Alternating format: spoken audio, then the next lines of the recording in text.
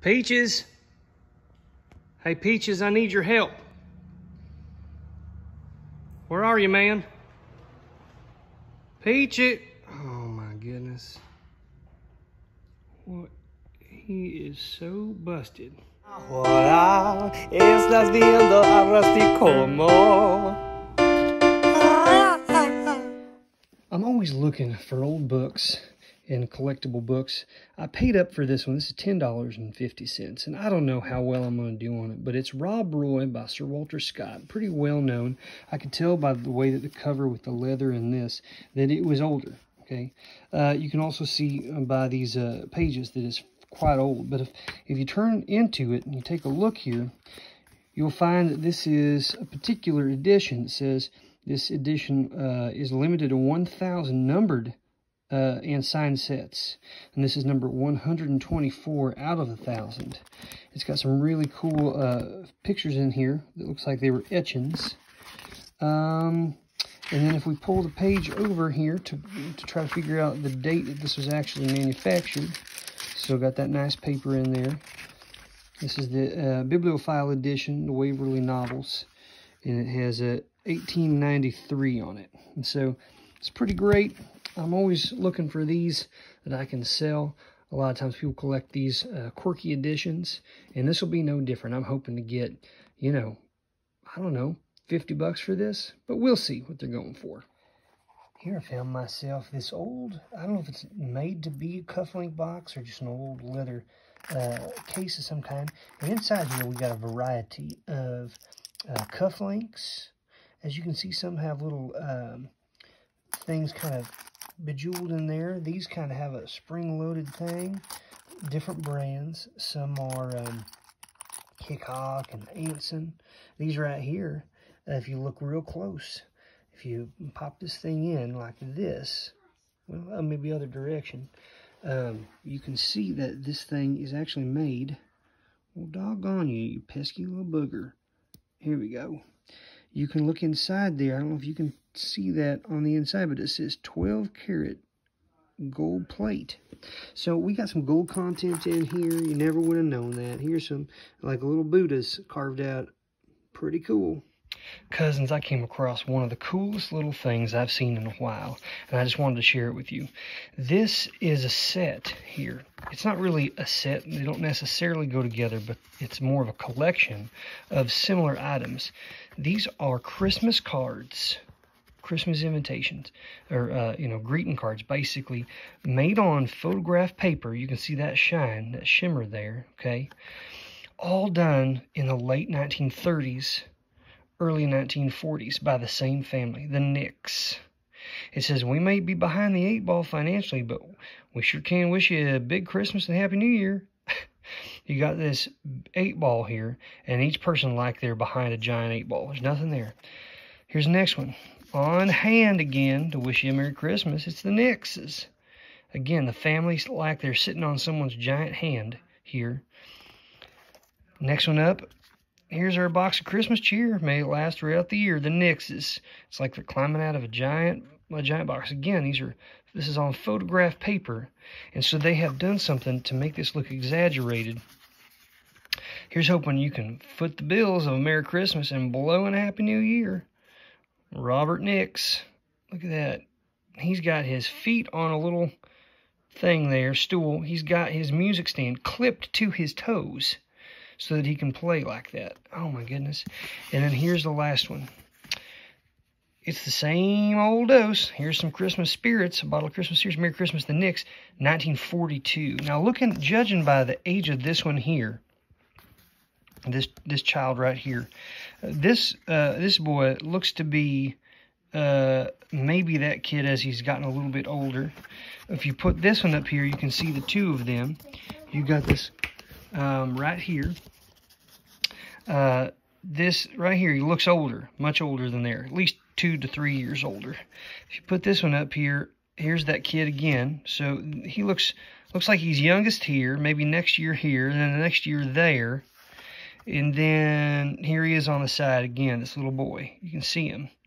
So he looks youngest in this picture here that I'm waving. all the way up, and it looks as though that he's the oldest here, and this is the one that's only one that's dated 1942. And so it looks like, let's just imagine going backwards in time, 1941, 1940, 1939, and then 1938. So we're talking late 30s, early 1940s, and it's the same family. Now, you can do this kind of junk on your cell phones these days. You can find ways to do them online, but back in the 30s, we're talking about latter parts of the Great Depression, folks, and they had the creativity, obviously, but also a way of putting these together and then making their own Christmas invitations and sending out. I have never seen a collection like this either online or locally anywhere until I came across these. These were at an antique store. They were being sold individually for $1.50 a piece, and they were all the same family. And so I gladly scooped these suckers up.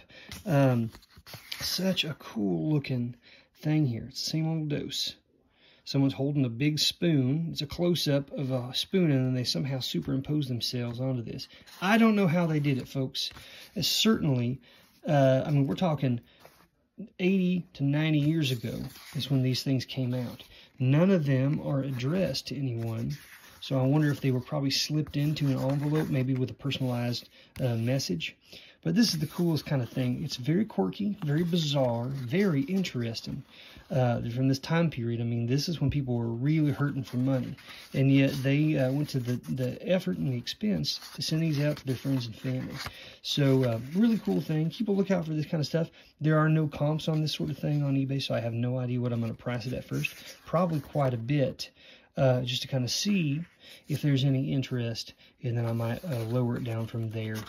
Just depending on what kind of response I get. If anyone knows anything about this kind of thing or have come across this, please let me know. People ask me all the time, Rusty, do you think this is going to sell?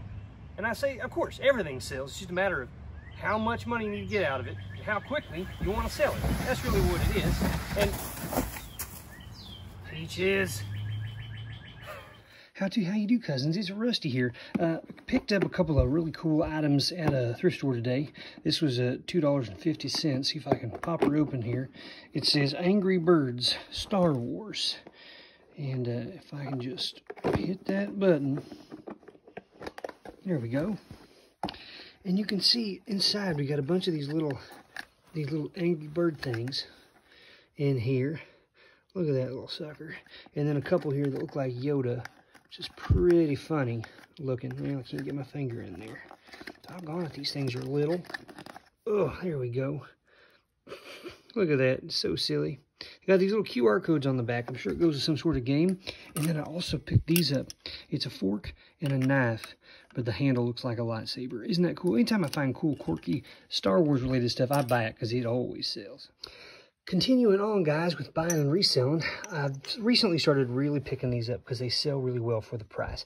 I pay 50 cents a piece for them or less. This one here's a shot glass. It's a Jägermeister. I got a set. That's always nice. Frosted ones.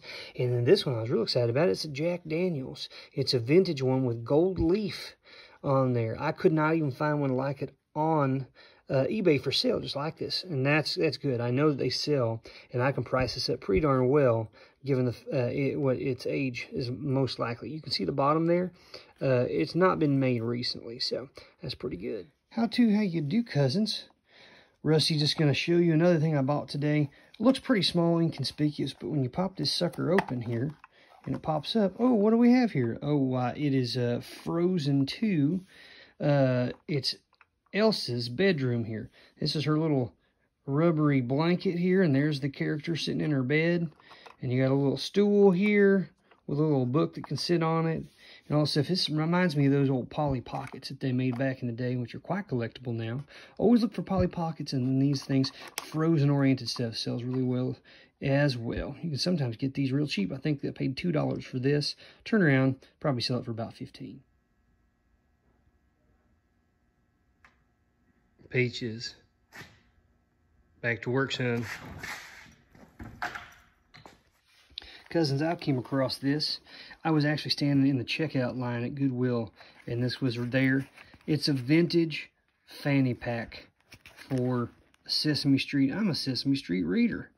this would not only sell potentially for children, but also that interesting breed of human being out there that people like to refer to as hipsters, because was real popular in the 80s and in the 90s, and now it's coming back, folks.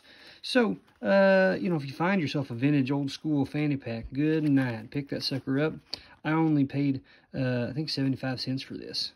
I know I'll get a good return on eBay. Cousins, I just got into a great little lot, a big old bag full of vintage and newer Barbie clothing.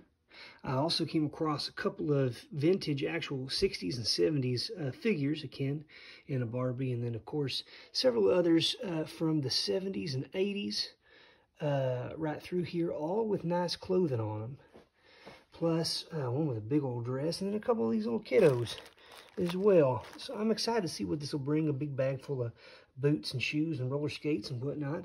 I paid $15 for one lot with all the characters, and $7.50 for the clothing. So about $22, $23 in. I'm hoping to turn this whole lot into $50 or more.